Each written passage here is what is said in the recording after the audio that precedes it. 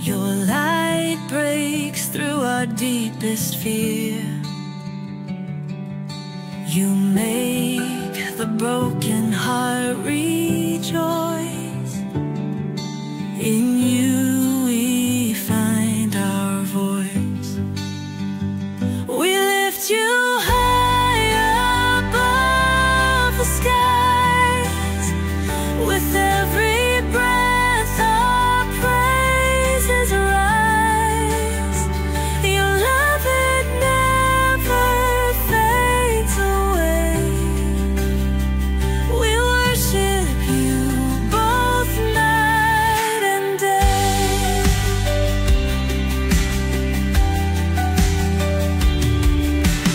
Chains are broken in your name.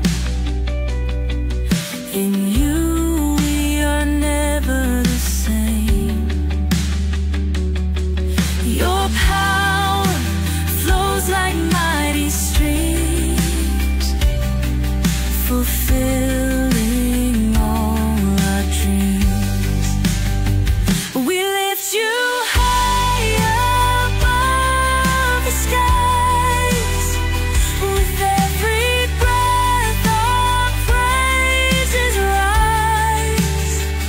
Your love, it never fades away.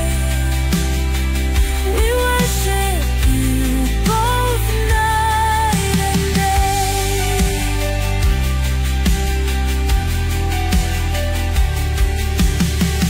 Your name is power, life, and peace. By your word our fears release. You are the hope that fills our soul. In you we find our goal. We lift you high above the skies. With every breath our praises rise. Your love, it never fades away. We worship you both night and day.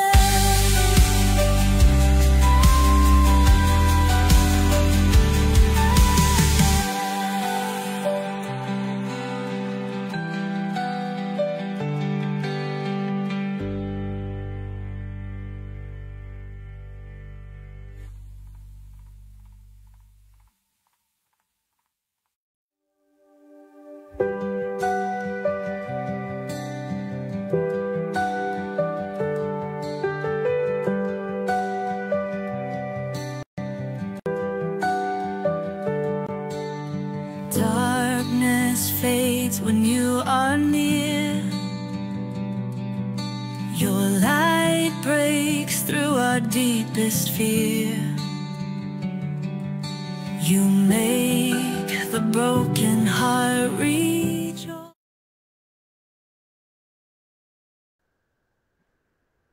Magandang gabi po muli mga kapatid. Ito po ang inyong lingkod, Bishop Ray Eramis ng Christian Cathedral, na lagi nagsasabing nagtuturo at nagtatanggol ng katotohanan, nagtutuwid naman ng kamalian at kasinungalingan. Ang ating pong tema na pag-uusapan ngayong gabi ay isa sa laging pinag-uusapan na parang doon sa kanto na alin ba nauna, manok o itlog, itlog o manok. Kaya ang ating pag-uusapan ay regeneration precedes faith or faith precedes regeneration. Now, we are not saying yung ating pong pag-aaral ngayong gabi ay cultic o mali.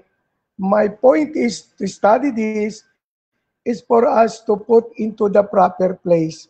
Parang ganito, ilagay ang kabayo sa karwahe ng tama kaysa sa baliktad na ang karwahe ang mauuna kaysa sa kabayo. So, I am not saying na mali po ito, kundi iaayos lamang po natin base sa banal na kasulatan. Kaya ang ating pong tema ay regeneration precede faith or faith precede regeneration.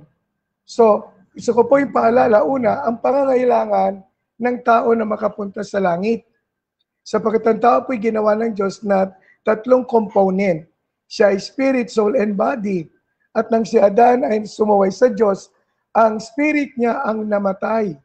Naapektuhan ang kanyang soul at ang kanyang body. And when we talk about death, dahil namatay, we're talking about separation. Therefore, all human race ay napailalim sa kamatayan na siyang resulta ng pagsuway sa kalooban ng Diyos o tinatawag nating kasalanan. Ayon sa Roma 5:12, ganito po ang ating mababasa kung paano na sa pamamagitan ng isang tao ay pumasok ang kasalanan sa sanlibutan at ang kamatayan sa pamamagitan ng kasalanan. At sa ganito yung kamatayan ay naranasan ng lahat ng mga tao sapagkat ang lahat ay nangagkasala. Hindi lamang po ang tao ay naiwalay sa presence ng God. Ang worst pa nito, magkakaroon siya ng eternal separation kung hindi masusolusyonan yung problemang ginawa ng tao. Alin yon? Yung kanyang disobedience o rebellion sa Panginoon. Itong dahilan bakit ang ikalawang persona ng iisang Diyos, walang iba kundi ang Panginoong Hesus, ay bumaba sa lupa sa kalagayang tao upang bigyan ng solusyon ang problema natin so that He might be our substitute for our death and penalty. So nagbunga po ito ng ating redemption. Otherwise, tayo po ay mapapahamak magpakailan-kailanman sa apoy ng impyerno. Sabi ng Pilipos 2:6-8, yun na nga po ang nabagaman siya nasaan yung Diyos ay hindi niya inaring sang bagay, nararapat pa ng pagkapantay niya sa Diyos. Kundi bagkus na hinubad niya ito at nag-anyong alipin na nakitulad sa mga tao. At palibhasa inasumpungan sa anyong tao, siya nagpakababa sa kanyang sarili, na nagmasunurin hanggang sa kamatayan, oo, sa kamatayan sa krus. So malinaw mga kapatid, ang Panginoong Hesus ay Diyos na nahayag sa kalagayang tao, tunay na Diyos, tunay na tao, upang tayo po'y bigyan ng katubusan. Sapagkat wala pong ibang pwedeng tumubos, kundi ang Panginoon lamang. Sabi ng Ephesians 1:7, na sa Kanya meron tayo ng ating katubusan sa pamamagitan ng Kanyang dugo, na kapatawaran ng ating mga kasalanan ayon sa mga kayamanan ng Kanyang biyaya. So ito po ang dahilan bakit ang kalawang persona ng Diyos ay bumaba sa kalagayang tao to be a substitute for man's redemption. Kasi kahit po tayo ang magbayad sa ating kasalanan, kahit tayong mamatay, hindi po sapat because lahat ng blood na nasa ating dumadaloy sa ating mga ugat ay corrupted ng sin. So anong resulta? We will be forever punished eternally in the lake of fire. Kaya doon sa ating binasa kanina, Philippians 2:6-8, ang ating Panginoon po ay namatay para sa atin. At Ephesians 1:7, He becomes our Redeemer. Now, the way to get to heaven is simple, that we must be born again. Ulitin ko po, there is only one way to enter heaven, and that is to be born again. John chapter 3, verse 3 and verse 7, sabi rito, sumagot si Jesus at sa kanya'y sinabi, katotohanan sinasabi ko sa inyo, maliban na ang tao ipanganak na muli, ay hindi siya makakakita ng kaharian ng Diyos. Huwag kang magtaka, sabi ng Panginoon kay Nicodemo. Huwag kang magtaka sa aking sinasabi o sinabi sa iyo, kinakailangan nga kayo'y ipanganak na muli. Mga kapatid, there is only one way for us to get to heaven. Ang iba't ibang religion nangangaral ng iba't ibang paraan. Naroon ang pagsunod sa kautusan.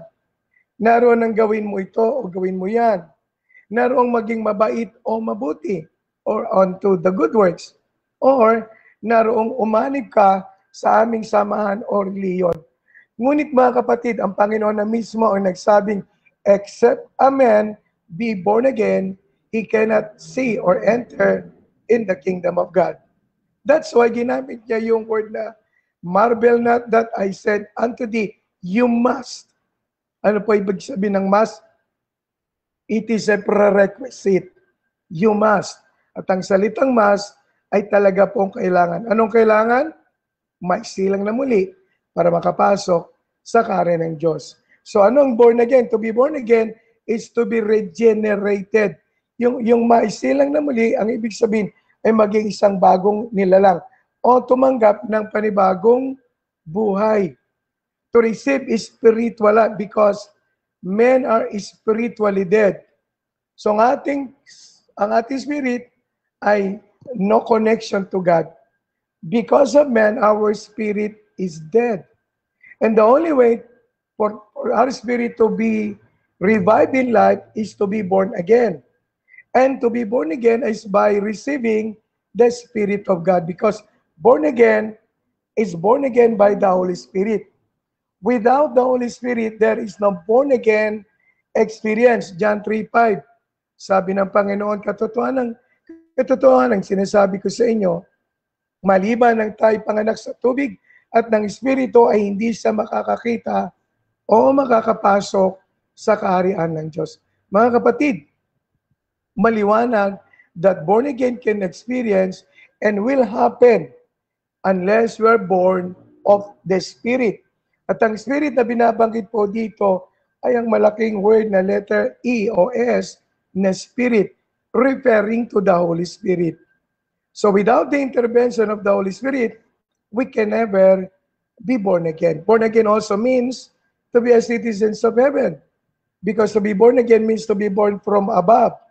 This is the reason why we became citizens of heaven. Parang ganito, hindi ka makakapaniran sa Pilipinas maliban na ikaw ay isang Pilipino. Hindi ka makakapaniran sa kalangitan maliban na ikaw ay isilang sa kalangitan. So, ang born again ay hindi po religious organization. Ang born again is an experience so that you may become the member of the kingdom of God and become a citizens of heaven.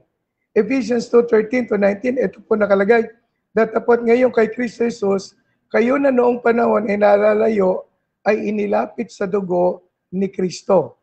Sapagkat siya ang ating kapayapaan, na kanyang pinag-isa ang dalawa at iginiba ang pader na nasa gitna na nagpapahiwalay, na inalis ang pagkakaalit sa pamamagitan ng kanyang laman, referring to the body of Jesus. Kahit kautusan na may mga batas at mga palatuntunan, upang sa dalawa ay lalangin sa kanyang sarili ang isang taong bago, sa ganito'y ginagawa ang kapayapaan. At upang pagkakasunduin silang dalawa sa isang katawan sa Diyos sa pamamagitan ng krus na sa kanya pinatay ang pagkakaalit. Meaning, referring to the death of Jesus Christ, yung dalawa pong binabanggit doon, the Jews and the Gentiles will become one body. At siya ay naparito at ipinangaral ang kapayapaan sa inyong nalalayo at ang kapayapaan sa nangalalapit. Sapagkat sa pamamagitan ng tao'y, sa pamamagitan niya tayo may pagpasok sa Espiritu rin sa Ama. Kaya nga, ito po maliwanag, hindi na kayo taga-ibang lupa at mga manglalakbay, kundi kayo mga kababayan na kasama ng mga banal at sangbayan ng Diyos. Mga kapatid, tayo raw po ay hindi na estranghero. Hindi na estranghero sa kalangitan sapagkat tayo po ay citizens of heaven. Kaya bilang citizens, mayroon tayong karapatan na makapasok sa kaharian ng Diyos. So to be born again also means that not only to be a citizen of heaven, but to become a child of God. How one can become child of God? Simply by believing God's sons. John chapter 1 verse 12. Datapat ang lahat ng sa kanya ay nagsitanggap. Sino po yung sa kanya?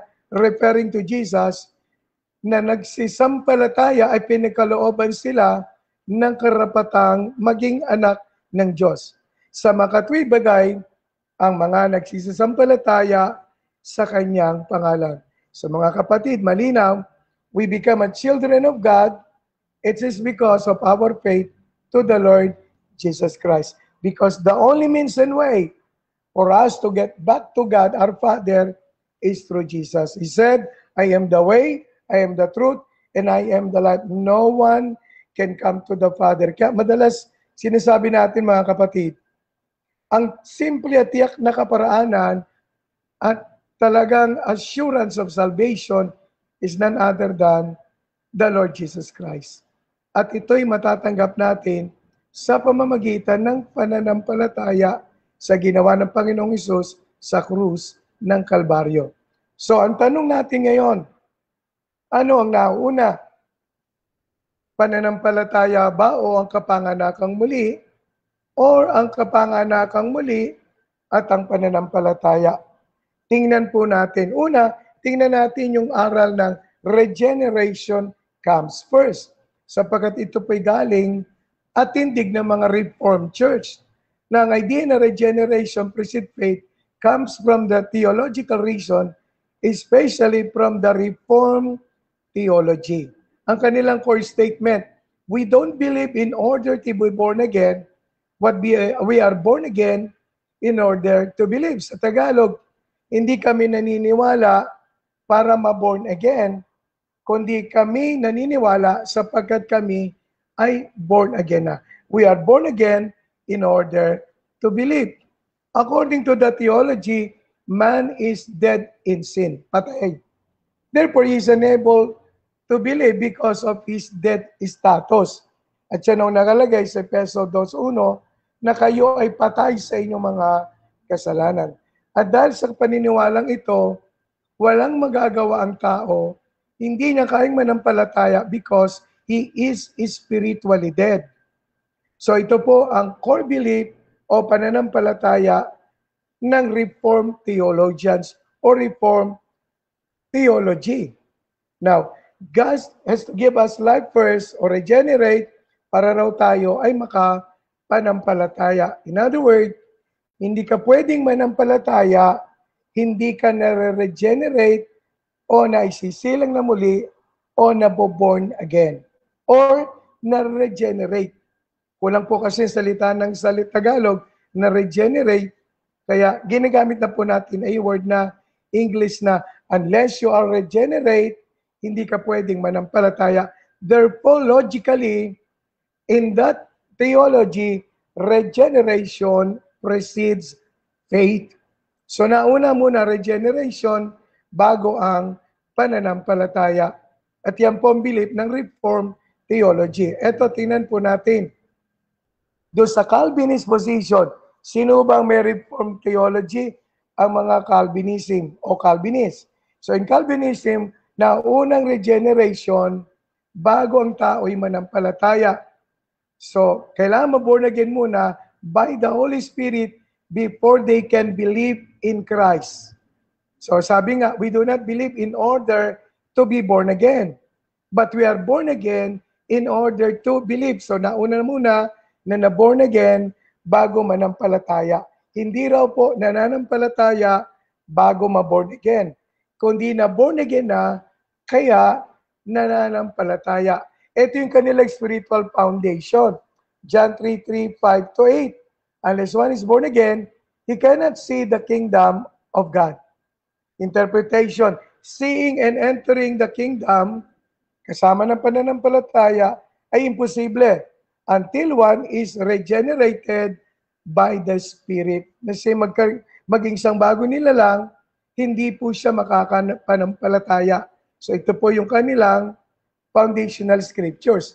John chapter 1 verse 12-13.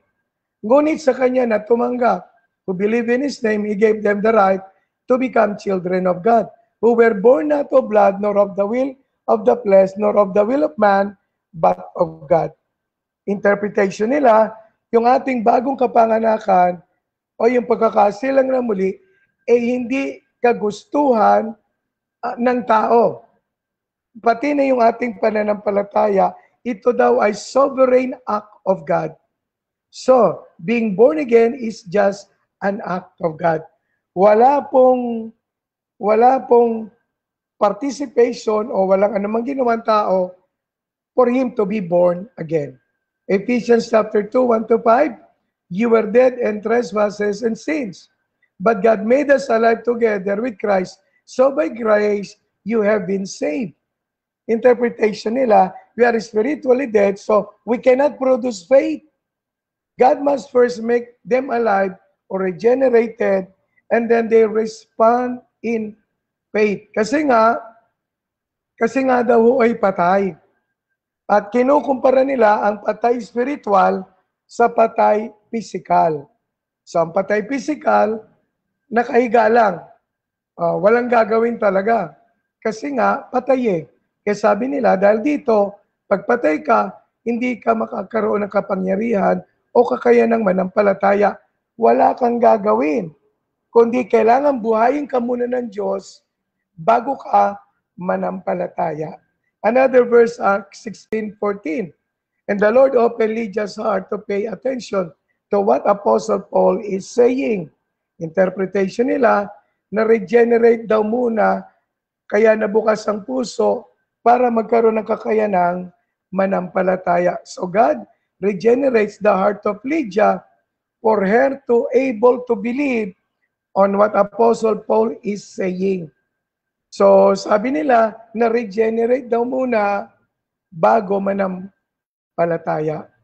1 John 5:1, everyone who believes that Jesus is the Christ has been born of God. Yung verb tense dito daw ay very important because has been born, perfect tense in Greek, implies that the new birth precedes and resulting in believing. Para po sa kanila, nauna muna ang new birth o kapanganakang muli o pagkasilang na muli na nagresulta ng pananampalataya. So para sa Reformed theology, you are regenerated first and then afterward, you can now start to believe. So theological logic behind it, kasi human are spiritually dead. Pati ka nga spiritual, kaya wala kang magagawa at wala kang gagawin. So ikaw ay bilang natural person, hindi mo maaaring maunawaan ang mga spiritual na katotohanan. Kaya, bago ka manampalataya, kailangang ayusin o baguhin muna ng Diyos ang iyong puso. So ang regeneration, ang siyang tutulong sa iyo para ikaw ay manampalataya. Because regeneration resulting to believing. So faith is the fruit for them, not the cause of the new birth. Human are spiritually dead. Kaya ang alternative daw, yung mga non-Calvinist, kasi ang kalaban ng Calvinist ay Arminianism, sabi nila, sa tradition na hindi kagaya ng Calvinist o theology, nananampalataya na nauna ang faith bago ang regeneration. Na ang pagkasabi rito, mananampalataya ka muna at dahil sa pananampalatayang iyon, ang resulta, you will be regenerated or you will be born again. So, gumagamit din sila ng maraming mga talata upang ipakita yung pagkakasunod. Mga kapatid, gusto kong ulitin, ang Reformed theology na una ang regeneration bago ang believing. Sa mga non-Reformed theology, na unang believing bago ang regeneration. So summary table ay ganito, human condition, Calvinist view, Arminian view.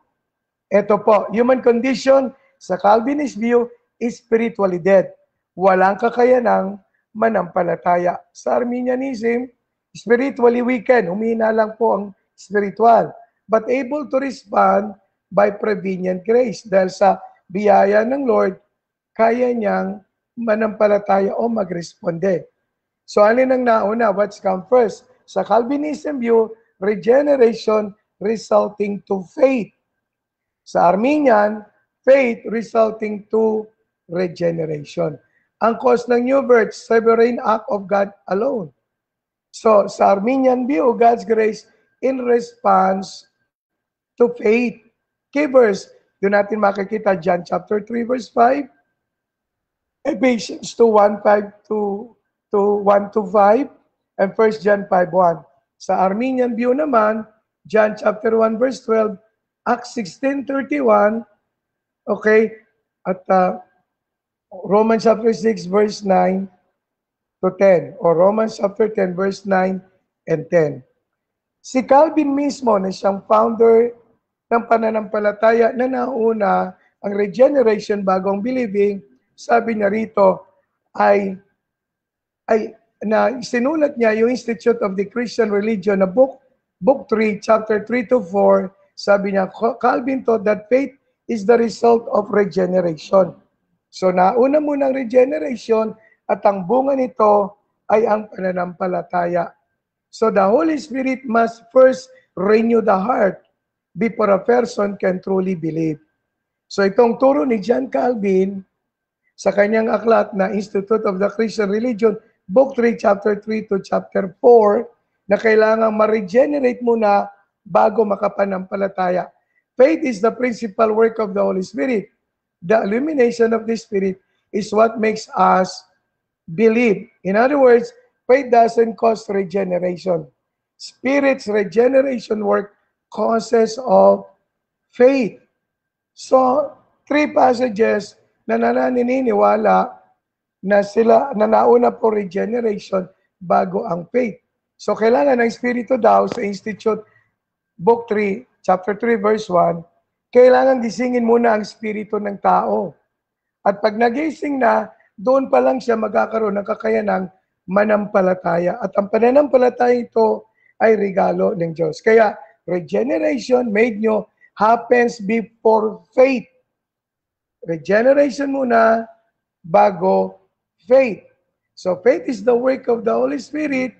By whose illumination, our minds are enlightened and our hearts are confirmed in righteousness. Kung walang regeneration, hindi magkakaroon ng faith, hindi makakapamuhay ayon sa kalooban ng ating Panginoon. So, sabi rito, faith arises when the Spirit changes the heart. Human will cannot generate belief. The Spirit creates it. So, another one, sa Institute sa Book 2, Chapter 3, verse 6, man by nature is utterly blind and stupid in divine matters. Well, wala daw talaga tayong alam, mangmang tayo pagdating sa mga bagay na spiritual. At tayo ay bulag, sabi ni John Calvin. Maliban na tayo liwanagan ng biyaya ng Espiritu ng Diyos, hindi natin matitikman ang mga bagay patungkol sa karya ng Diyos. Meaning, since the natural person cannot understand spiritual truth, regeneration must precede any genuine act of faith. So, kailangan ma-regenerate muna, maipanganak munang muli o ma-born again bago magkaroon ng act of faith. So, we are born again of incorruptible seed, not by any merit of our own, but by the grace of God alone. And this regeneration is the beginning of our faith. Sabi rito, kinakailangan po tayo ay ma-regenerate muna kasi doon pa lang magsisimula ang pananampalataya kung tayo po ay mare-regenerate. In other words, no regeneration, no faith. Regeneration is not a reward for believing. It is the source and beginning of faith itself. Sabi po ni John Calvin sa kanyang Institute of Christian Religion, Book 3, Chapter 24, verse 12. So tingnan natin yung summary ng kanyang logic. Human beings are dead in sin. So ang scripture basis, Ephesians 2:1. The Holy Spirit regenerates new birth. And God alone do that regeneration. Paano siya magkakaroon ng regeneration? By the Holy Spirit. Gusto ko pong maunawaan natin to. Hindi pwedeng mag-regenerate ang isang tao nang absent o wala ang Holy Spirit. Ang key verse, John chapter 3, verse 3 to 8. The regenerated heart responds in faith. Yung puso daw po na naisilang na uli, ay ang ginagawa ay yun ang tugon ng tao at ini-enabled ng Holy Spirit. Sa Acts 16:14, doon natin nakita na na-open ng God ang heart ni Lydia. Kaya, sabi nila, dahil sa inopen ni Lord, na-regenerate siya, kaya ang resulta, siya'y mananampalataya. So, ang response ng regeneration ay act of faith. Number 4, faith unites the believer to Christ. So, ang pananampalataya ay nag-uugnay kay Kristo. Efeso 2:8 hanggang 9. So, ang famous summary line ng Calvin's Reformed Theology, a regeneration is the secret work of the Spirit. Ito raw po ay lihim na gawa ng Espiritu Santo na kung saan binabago ang puso para sa ganon magkaroon siya ng kakayanang manampalataya. So, regeneration is God's act alone. Ang regeneration, hindi po gawa ng tao. Diyos lang ang gumagawa sa buhay ng tao. Pero, hindi ka magkakaroon ng pananampalataya maliban na ikaw ay mag-regenerate muna. So, in other words, sa Reformed Theology, na lalo na't galing kay John Calvin, kailangan ikaw muna ay ma-regenerate bago ka manampalataya. At bago natin masagot, tama ba ito o mali? Tingnan muna ang ilang mga katanungan. Nawala ho ba, ang tanong natin una, nawala ba ang kakayanan ng tao na maniwala nang siya'y namatay? Did the man who died in sin has no ability to believe? Nawala ba yung kanyang kakayanang manampalataya nang siya po ay namatay spiritual dahil sa kasalanan? Pangalawa, nawala ho ba ang kakayanan ng tao na mamili yung kanyang freedom o yung pre-moral agent? Sapagkat lahat ng tao po ay galing kay Adan. Kaya sabi nila, lahat ng lahi galing kay Adan, spiritually dead. Tama naman po, lahat ng tao na galing kay Adan ay spiritually dead. Pero ang tanong, nawala ho ba yung kakayanan ng tao na lumakad sa kalooban ng Diyos o mamili ng tama o mali? So yun yung dalawang tanong na dapat nating sagutin. Ang ating sagot, kung tatanungin niyo po ako, hindi po. Hindi ho nawala ang free will ng tao at ang kakayanan niyang pumili at ang kakayanang manampalataya nang siya po ang tao'y magkasala. Ulitin ko po ang ating kasagutan. Hindi ho nawala yung free will ng tao. At hindi rin ho nawala ang kanyang kakayanan na manampalataya. Ang namatay po sa tao, humiwalay between God and man is yung spirit because the word death means separation. So spirit man died. Ibig sabihin, meron pa rin tayong spirit inside na may tatlong function. Yung communion to God, yung conscience, at saka yung kanyang intuition. However, ito pong function ng tatlong ito, hindi po nagpa-function na kasi spiritually dead. But the spirit is still inside man. But man has no more communication to God because he is spiritually dead. So, kailangan ang spirit ay ma-renew or ma-regenerate o ma-born again. And the moment na ito'y ma-regenerate, makakatanggap ito ng eternal life. Kasi yung kanyang life na galing sa Diyos, binigyan siya ng God, ng buhay, pero namatay. But at the moment to receive the life from God, he will receive eternal life. At dahil meron na siyang eternal life, the spirit will now begin to function. Spiritually, he can now communicate or connect to God. And he can discern which is right and which is wrong, which is of God and which is of the devil. Malalaman niyo yun kasi kahit hindi sa tinuturuan kasi active na kanyang spirit being or spirit man. Kaya po, meron na siyang eternal life. Beside na meron siyang suki life as man, implanted na sa kanya, nilagay na ni Lord ang Zoe life. Kaya meron na siyang eternal life ay proof of his salvation. Yung kanyang kaluluwa, hindi naman po namatay ang soul ng tao ay magkasala. Ang namatay ay ang kanyang spirito. However, the mind, the will, and the emotion na function po ng component ng soul ay sabihin natin na corrupt. So hindi na siya makapang-function tama, but it's still the privilege of man yung kanyang kakayanang magdesisyon, mag-isip, ay nandoon pa rin po. Hindi inalis ng Diyos ang kanyang free will. Na gaya ng tinuturo sa Reformed Theology, kasi nga patay ka na, wala ka nang kakayanang magdesisyon. Well, physically, tama po yun. Na ang tao, pag namatay, wala na siyang kakayanang magpasya kasi he is physically dead. But not in the spiritual life.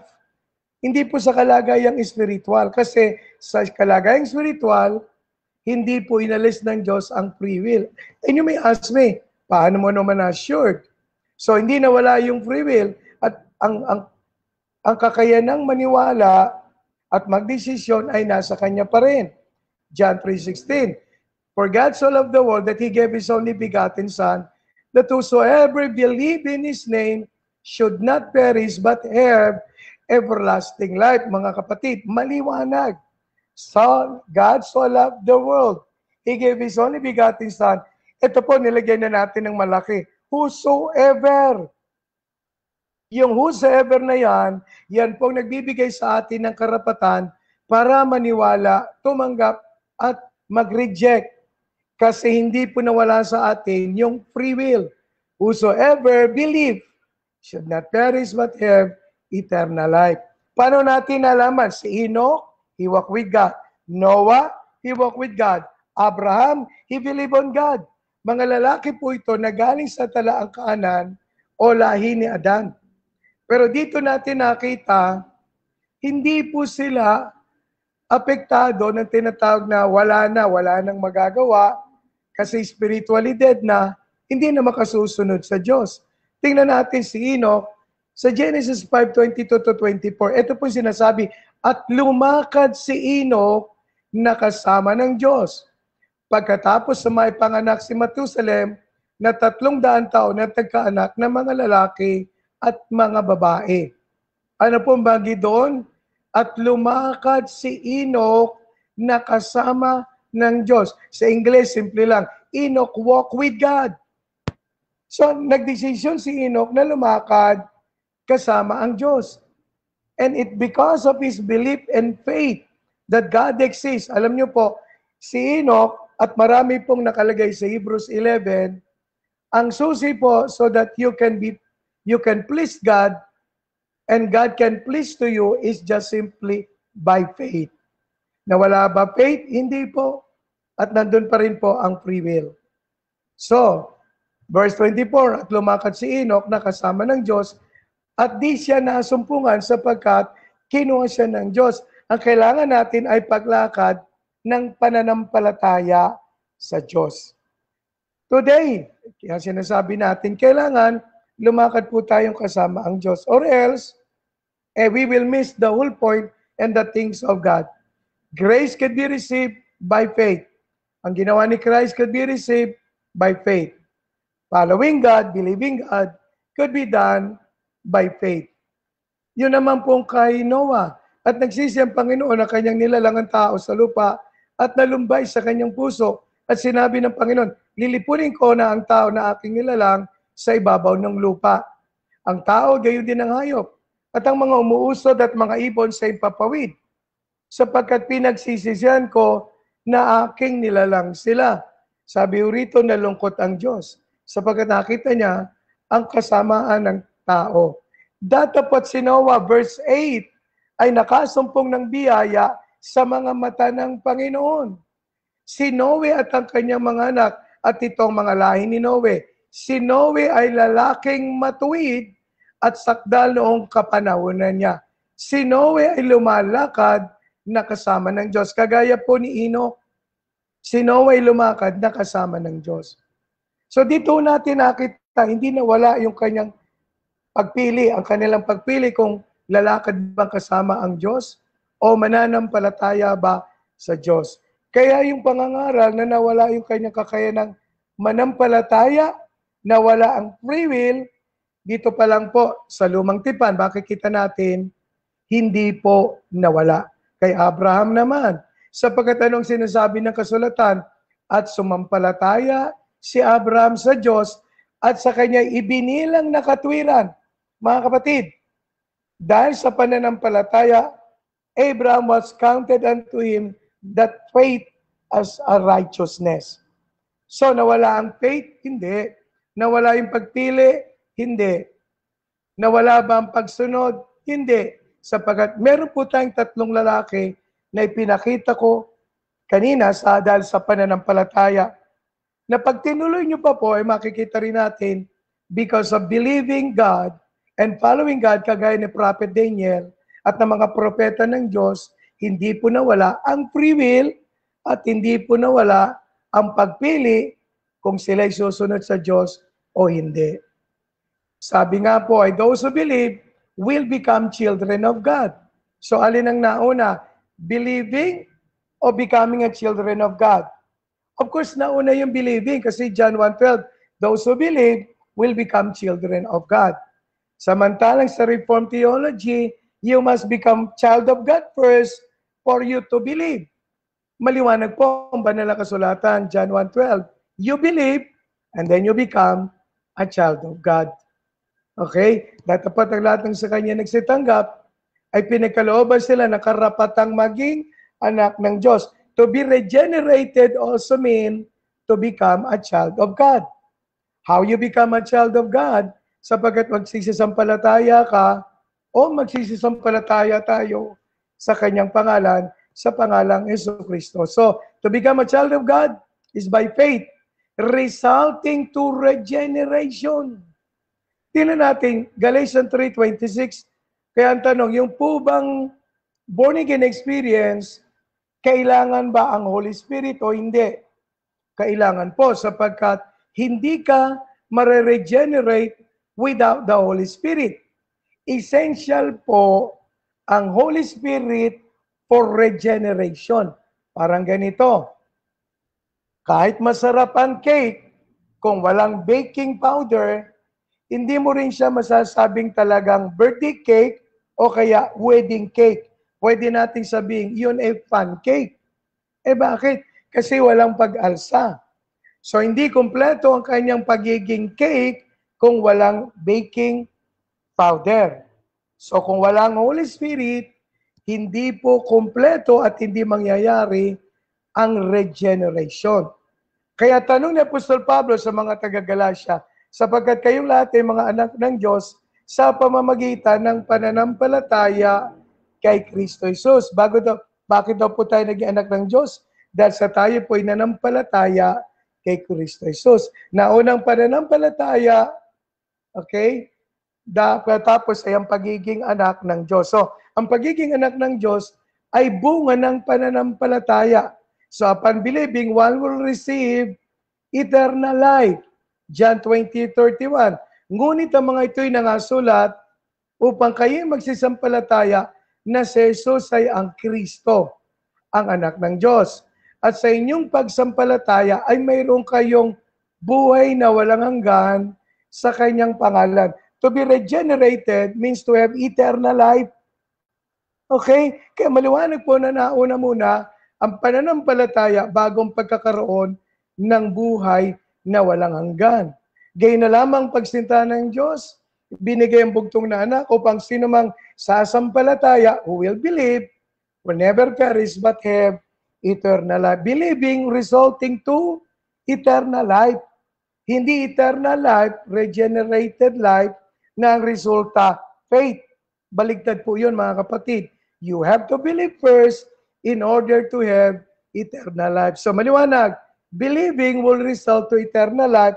That is the regenerated spirit life. So those who heard and believe will receive the seal of the Holy Spirit, Ephesians 1:13. You heard first, you believe, and you receive the seal. Ano ba yung kahalagaan ng seal? Ang kahalagaan po ng seal sapagkat ang seal, ang garantiya na ikaw ay mayroong eternal life at ikaw nga ay talagang regenerated. Dahil ang Holy Spirit hindi itatatak at hindi approval na may eternal life ka kung wala kang Holy Spirit. Na sa Kanya rin kayo naman pagkarinig ng aral ng katotohanan. Meron kailang marinig na gospel. Na ebanghelyo ng inyong kaligtasan na sa Kanya rin naman, mula nung kayo'y magsisampalataya, ay kayo'y tinatakan. ng Espiritu Santo na ipinangako. Hindi pwedeng mauna yung tatak bago yung hearing and believing. Nang marinig ang Ebanghelyo, nanampalataya, tinatakan. Kaya ang eternal life or regenerated life ay bunga po ng pananampalataya. So believe and thou shalt be saved. So regeneration is the other way to say one is saved. Ano sabi doon? Acts 16:31. You believe and then you save. Sinabi sa kanila, manampalataya ka sa Panginoong Hesus at ikaw ay maliligtas, ikaw at iyong sambahayan. So salvation meaning you are regenerated. Hindi ka naman pwedeng masabi na ikaw ay saved kung hindi ka regenerated. At hindi pwedeng ikaw ay regenerated nang wala kang assurance of salvation o wala kang katiyakan ng kaligtasan. Magkakaroon ka ng kaligtasan kasi nanampalataya ka sa Panginoong Hesus. Kaya nauna ang believing, which is an action word o verb ng faith, ng noun, and then ang resulta ay magkakaroon ka ng kaligtasan. So you believe, resulting to salvation. So everyone who believes has been born of God. 1 John 5:1. Ano bunga? Born again. Regeneration. Pero kailangan manampalataya ka muna. Ang sinumang nananampalataya na si Jesus ay isang Kristo at ipinanganak ng Diyos at ang bawat umiibig sa nanganak ay umiibig din naman sa ipinanganak na iyon. Sa English, whosoever believeth that Jesus is the Christ is born of God. Ang nananampalataya na si Kristo ay Jesus, ay ang Kristo, ay isinilang ng Diyos. So ano nauna? Yung born again ba o yung believing? It's believing before born again. So kailangan ba ang Holy Spirit sa regeneration? Absolutely. Kasi kung wala ang Holy Spirit, siya ang essential para mag-cause ng regeneration or new birth. Walang Holy Spirit, walang regenerated life. Now, kaya yung kinukot natin John 3:5, one must be born of the Spirit. So ang tanong, who comes first? The Holy Spirit or the regeneration? Of course, the Holy Spirit. Now ang tanong, how to receive the Holy Spirit? The Holy Spirit can be received by faith. Faith is necessary in receiving the Holy Spirit. Nobody will be regenerated without the Holy Spirit. And in order to receive Him, it requires faith. So para matanggap ang Holy Spirit, kailangan po may pananampalataya. Therefore, faith precedes regeneration. Sa mga kapatid, faith muna bago regeneration. Sabi rito, Galatians 3:2, ito lamang ibig kong sabihin maalaman sa inyo. Tinanggap ba ganinyo ang Espiritu sa pamamagitan ng mga gawang ayon sa kautusan o sa pamamagitan ng pakikinig tungkol sa pananampalataya? Kasi ang ginagamit po na instrument o element ng God for you to get born again is the Word. And then upon hearing the Word, there is faith in your heart, you begin to believe. The result is the regeneration. At regeneration is a function of the Spirit. And you can only have the Spirit by faith. So alin ang nauna? Faith in order to receive the Holy Spirit. And upon receiving the Holy Spirit, you got born again or you got regenerated. Hindi pwedeng nauna regeneration na wala ka pang naririnig na Word of God, na wala pang faith mo, na wala pang Holy Spirit. Imposible po ma-regenerate without the Holy Spirit. And regeneration could only accomplish when someone is receiving or received the Holy Spirit. So faith comes first. Ulitin ko po, which comes first? It's faith. So, question number 3, is there a biblical statement that regeneration precedes faith? None. There is no biblical statement that regeneration precedes faith. Our direct answer, wala. So, parang ganito, simple illustration, bago po ako magtapos. Ano ba nauna? Karwahe o kabayo? Natural ang nauna, kabayo muna na humahatak sa karwahe. Kasi kung mauna ang karwahe, uunang mga hatak ang karwahe bago ang kabayo. Sa normal na kaisipan, nauna po ang kabayo bago ang karwahe. In conclusion, biblically, it is faith resulting to regenerated life. Not regeneration resulting to faith. Faith is the root and regeneration is the fruit. So mga kapatid, nauna muna po ang faith bago ang regeneration biblically. Pero sa Reformed theologians o theologies o Reformed faith, nauna muna po ang karwahe bago ang kabayo. Kabayo po muna bago po ang karwahe. Na binibigyan po natin ng linaw ngayong gabi para lamang maunawaan nating nauna ang faith bago po ang regeneration. Magandang gabi po at pagpalain po tayo ng ating Panginoon. Ito po ang ating lesson. Nauna po ang faith bago po ang regeneration. God bless you po. God bless you po.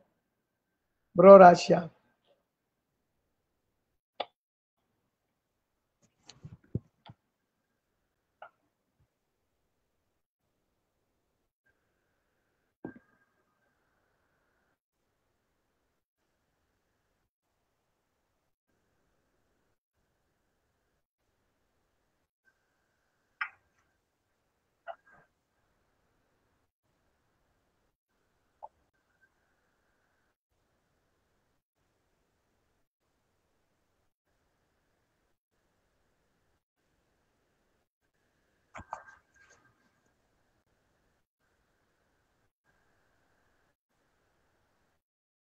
Teka.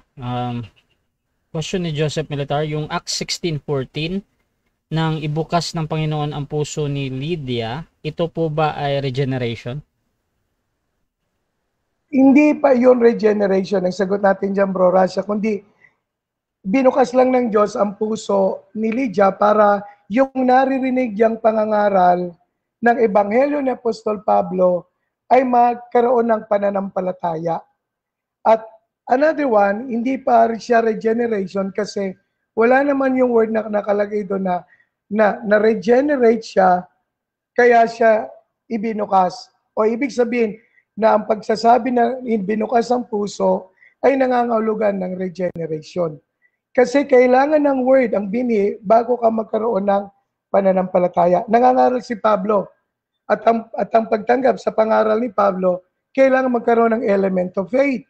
And so God opened her heart so she will understand yung preaching ni Apostle Paul para mag-result ng faith. And on that faith, ang resulta nun, regeneration. So it doesn't mean na binukas ang puso, which is an act of God, regenerated na siya. Kundi, ibinukas ang puso para maunawaan ang sinasabi ni Pablo at nang sa ganon, magkaroon siya ng pananampalataya. So yun ang ating kasagutan, Bro Rasha.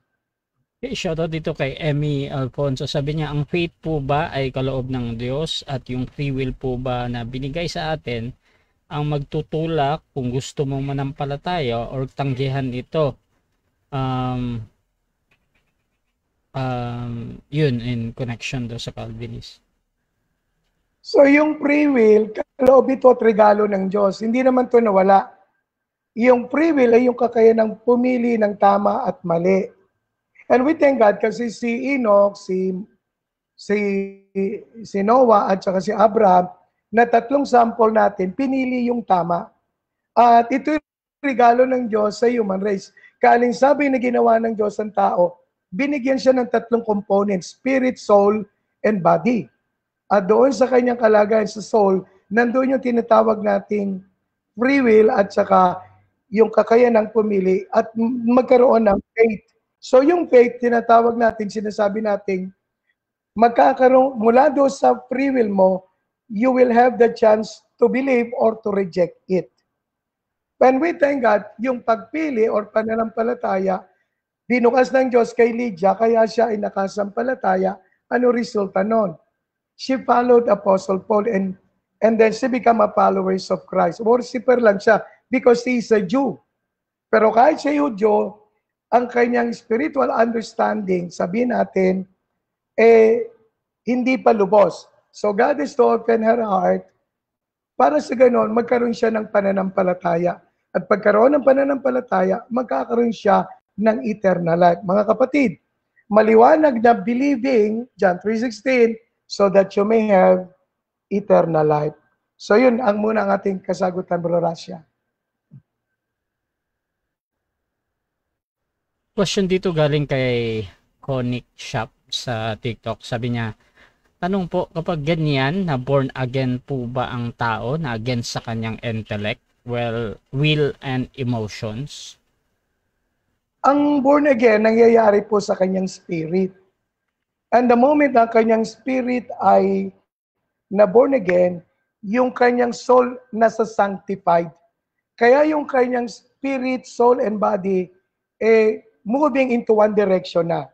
2 Corinthians 5:17, if anyone is in Christ, he is a new creation. So in other words, ang desire ng kanyang soul ay kung ano yung desire ng kanyang spirit. Kasi renewed or regenerated ng spirit, kaya yung kanyang soul susunod na lamang doon sa kanyang spirit. Kasabay ng ang katawan kasi natin, susunod lang yan, alin sa dalawa, sa spirit o sa soul. Nung hindi pa siya born again, ang tao sumusunod doon sa dikta ng kanyang kaluluwa. At yung kaluluwa, yun yung makasanlibutan o makamundo. But at the moment the spirit got saved or regenerated, ang nagsasubmit na sa spirit ay ang soul. So the soul and the body can now do the will of the spirit. So, hindi pwedeng ihiwalay ang mind, will, and emotion na function ng soul kapag na-regenerate na ang spirit. So, magiging isa na lang yung kanilang direction. So, yan ang kasagutan naman na natin, Bro Rasha. Okay, question dito ni Nihil ng Bahay Faith. To be born again, di ba self-acquired yan or binigay lang? Born again is an act of God. Okay, regalo po ito at kaloob ng Diyos sa atin.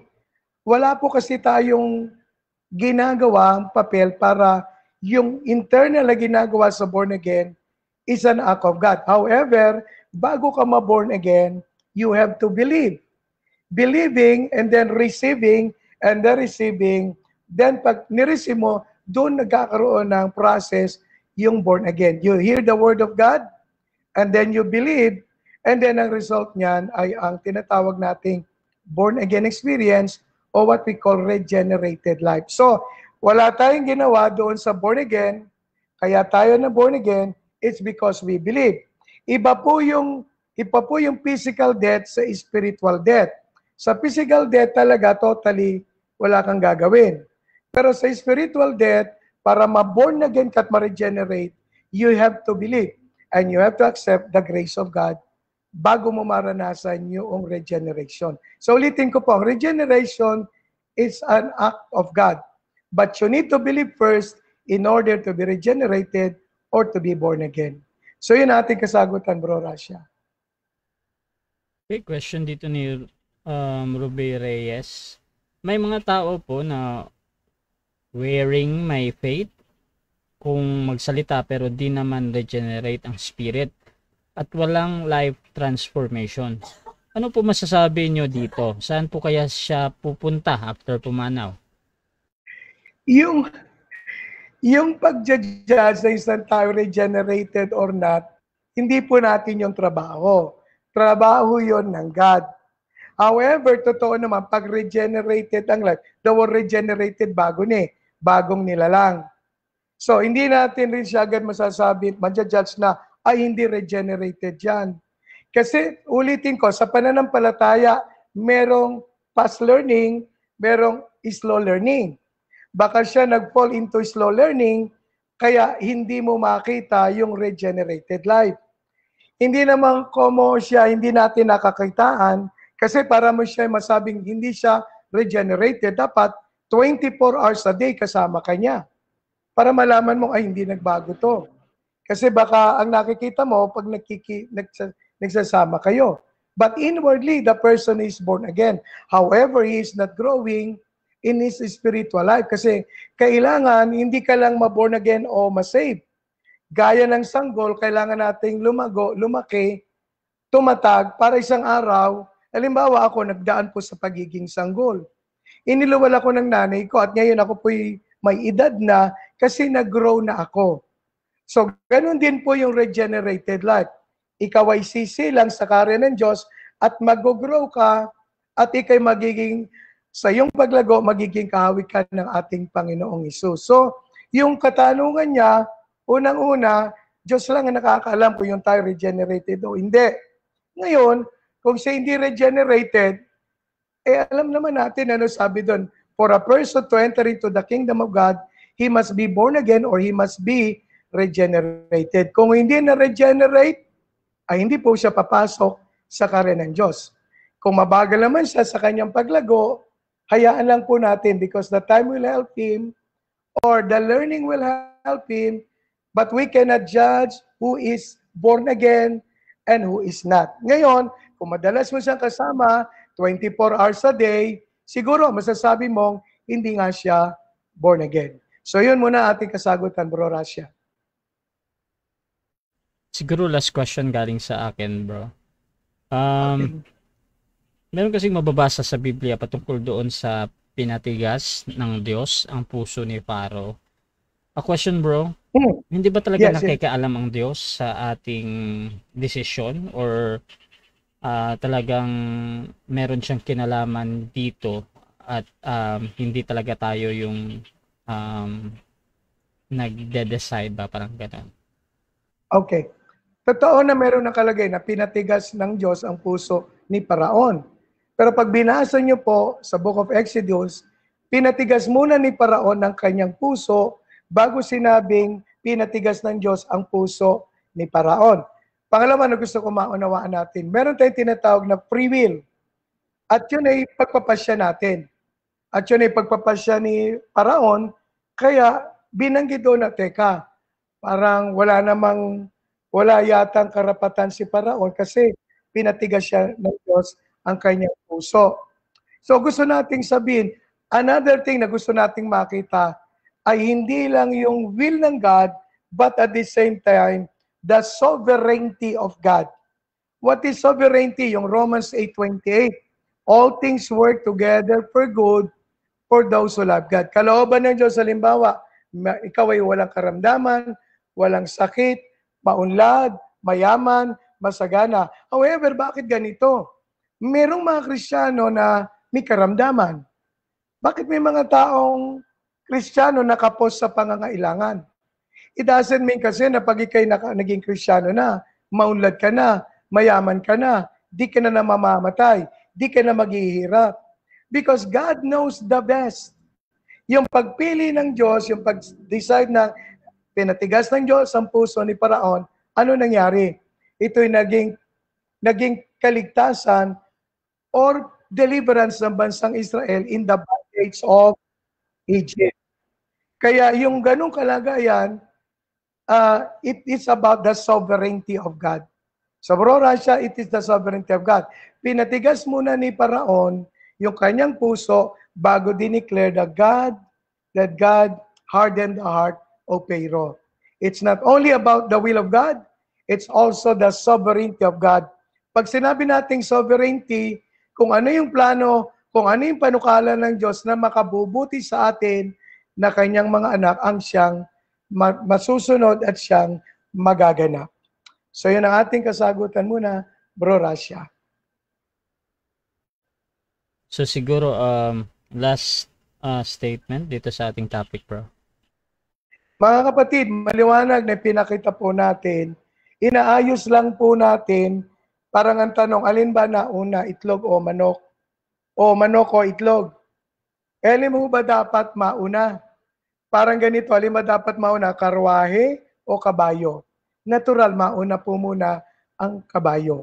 Sa atin pong presentasyon, pinakita natin, you believe first, and then you got saved, you got regenerated.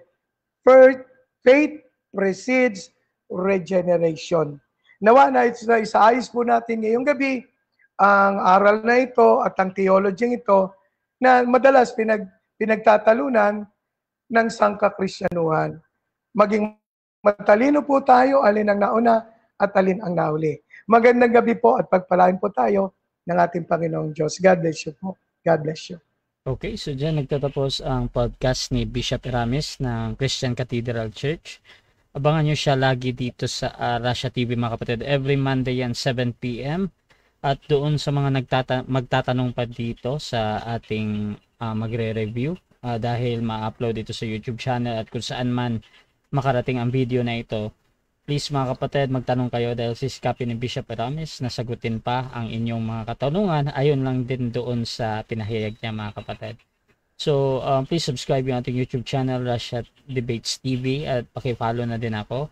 Siyempre si Bishop Eramis mga kapatid, kung gusto nyo magsuri sa Christian Cathedral Church, pwede kayong mag-follow sa kanya. Nakatag naman yung pangalan niya dyan sa ating live mga kapatid. At dyan sa TikTok natin mga kapatid, maraming salamat sa lahat ng nanood dyan at sa lahat ng nagbigay ng meron tayong 216 likes. Maraming salamat mga kapatid. At sa susunod magpo-post kami again ng mga susunod na topic. At this is Admin Russia ng Russia TV, and we're out.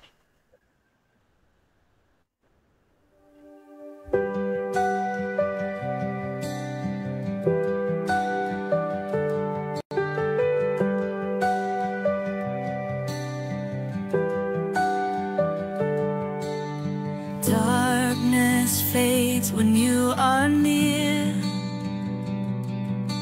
Your light breaks through our deepest fear.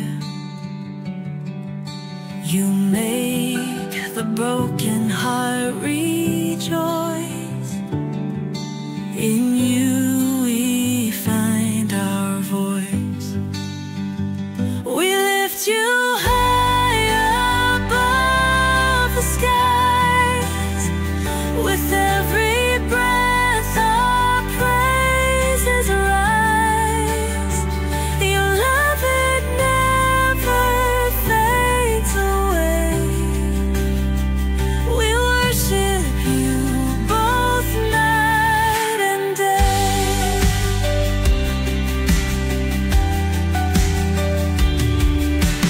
Chains are broken in